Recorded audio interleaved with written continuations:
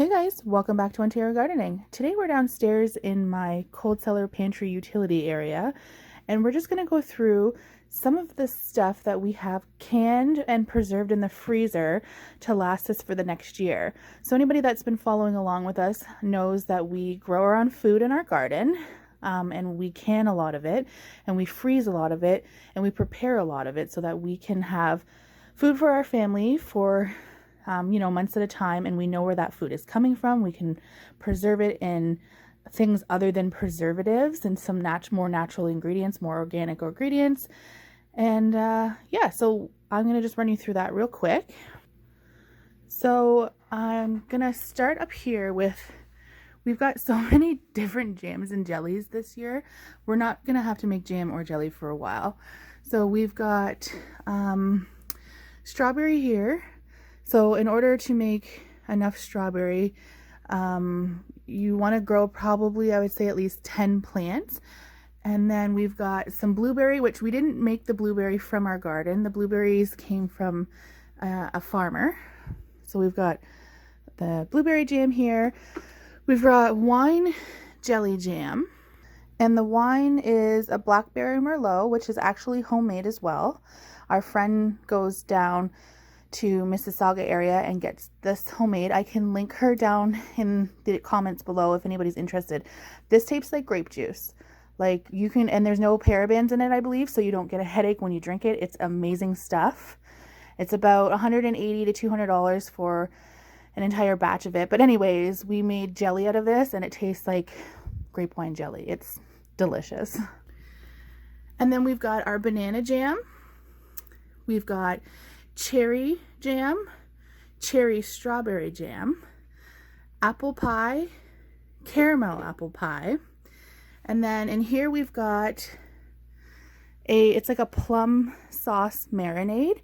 So this will be great. We use this when we made our cowboy candy. We had some syrup left over, so we just mixed it with some plum and boiled it down. So this is going to be great for like marinades on pork chops or steaks or any other type of meat. So we've got some of that up here. And then we made a watermelon jelly, a carrot cake jam. This is peach jam. And I believe this is like an all mixture. So when it comes to jams and jellies and marmalades and all that kind of stuff, we are set for quite some time. We'll probably give a lot of this away as gifts because we're not going to eat that much jelly. Here we have our apple preserves. So this is the one left from last year. You can kind of see a little bit of the color difference here. We use this again for a lot of stuff. We use this for pies, crisps. We use it in baked goods and breads, on ice cream with yogurt. It's really quite good for a lot of different things. So we have enough to last us a couple jars per month.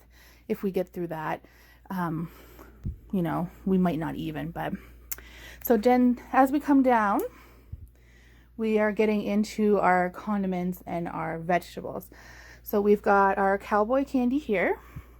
So for those of you that don't know, that's like a candied jalapeno.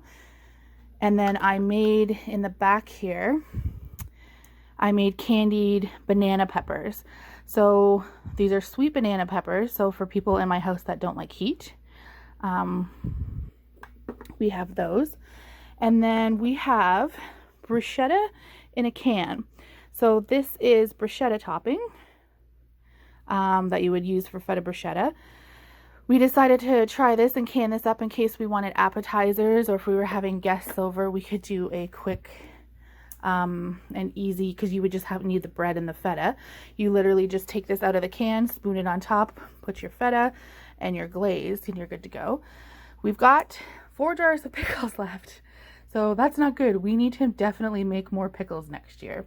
I'm going to grow more pickles next year. These turned out amazing. A lot of people have problems with mushy pickles and whatnot. These turned out really, really well. A lot of these, well, actually every single one of these recipes that I used are on our YouTube channel. If you're interested in making anything, then you can just hop on there. They're super easy, step by step. We've got pickled beets. Those will be great for the year. cucumber relish, which turned out really well. This is zucchini relish. Like, we made so much of it because it is delicious. We have been using this on everything: sandwiches, burgers, hot dogs, sausages. Like, it is so good. So I highly recommend that if you're going to make any of the condiments. This, and I would say the pickles would be the second best thing. And then we've got down here, we have got salsa for ages. So this is all salsa. And then we've got our peeled tomatoes, and this is actually the peeled tomatoes down here as well. And then sauce. So the sauce is actually from last year. We found we didn't go through a lot of sauce because we do like our sauce a little bit chunky. So the sauce, like, this is really good. The peeled tomatoes can be used for so many things. You can use it for the pasta sauce, pizza, marinades, soups, chilies, casseroles, stews. Like, you can add it to so many things. So we find that we use these a lot more than the sauce itself. And the sauce is a lot more work. Like, the difference between the two, like, the sauce doesn't have seeds in it, so you have to mill all those out, and it's just generally a lot more work as opposed to just boiling these down, peeling them, and then slicing them up and putting them in the jars. So that is it for the canning shelf.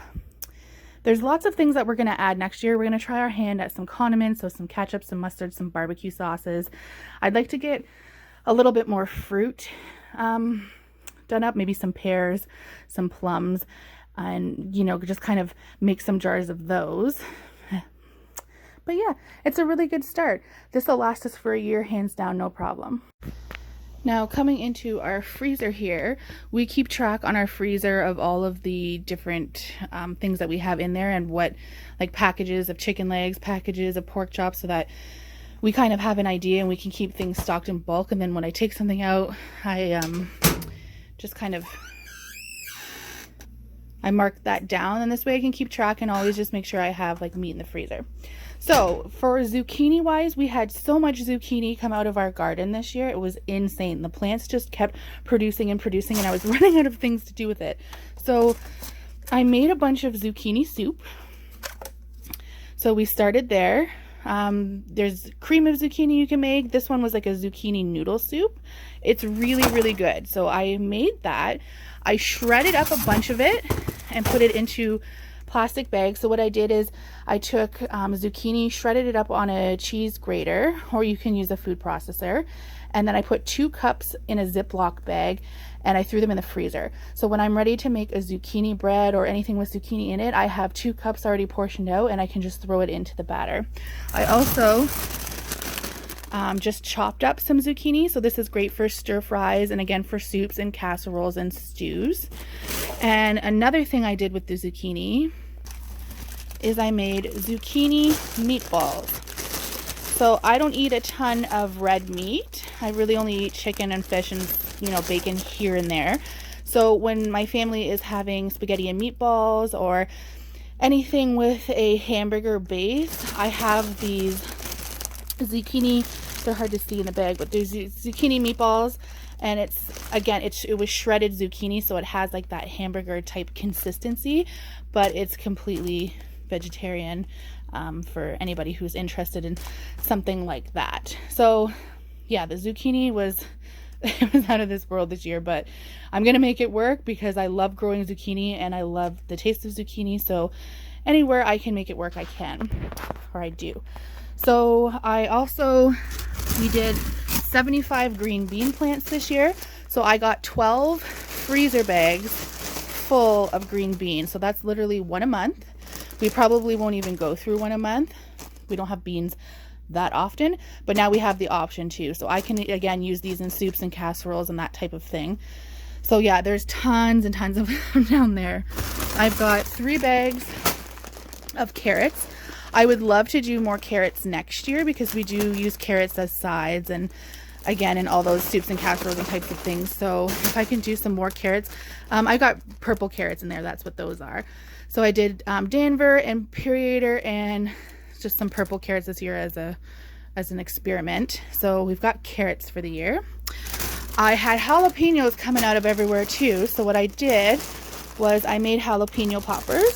So I cut them in half, stuff them with like cream cheese, bacon, regular cheese, put them on a piece of parchment paper in the freezer and let them freeze. And so now I have them in bags again for appetizer night. We're actually going to do that tonight. It's hockey night. So I'm going to throw some of these in the freezer, grab a can of that bruschetta, and have apps with hockey. So that's a great alternative as well.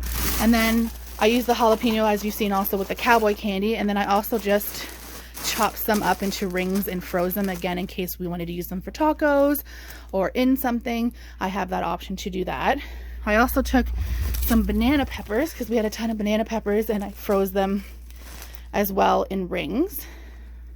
And then the other peppers we had were like our green peppers and our California peppers. So I chopped those all up and froze them as well. So I believe I got 3 bags of those. So those are great. We're not a pepper house. We don't love peppers. These only go in things. So tomorrow I'm doing like a stuffed pepper casserole. So I'm going to use some of these inside of that casserole, but we're not ones to pick up fresh peppers and eat them. So I don't grow a ton of these type of peppers, just enough to kind of get us by for the year in frozen form.